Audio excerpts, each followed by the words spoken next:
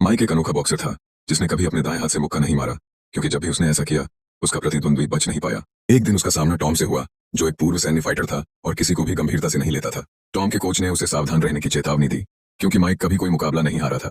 लेकिन टॉम बस मुस्कुराया और चेतावनी को नजरअंदाज कर दिया। जैसे ही मुकाबला शुरू हुआ, टॉम ने माइक पर मुक्कों की झड़ी लगा दी। माइक शांत रहा और पूरी तरह बचाव पर ध्यान देता रहा, जब तक कि उसे एक मौका नहीं मिल गया। उसने एक जोरदार बायां हुक लगाया, जिससे टॉम सीधे जमीन पर गिर पड़ा। दूसरे राउंड में टॉम ने हंसकर माइक को उकसाने की कोशिश की, लेकिन माइक धैर्य से खेलता रहा और एक और जबरदस्त बायां हुक लगाकर टॉम को पूरी तरह नॉकआउट कर दिया। वहीं मुकाबला समाप्त हो गया। मुकाबले के बाद टॉम के कोच ने उसे घर जाने के लिए बस टैक्सी के पैसे दिए।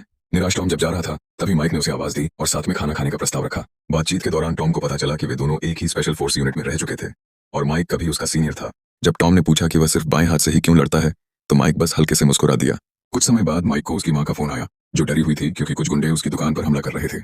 माइक तुरंत वहां पहुंचा और अपनी मां को परेशान देखकर उसने तय किया कि अब दाएं हाथ का इस्तेमाल करने का समय आ गया है।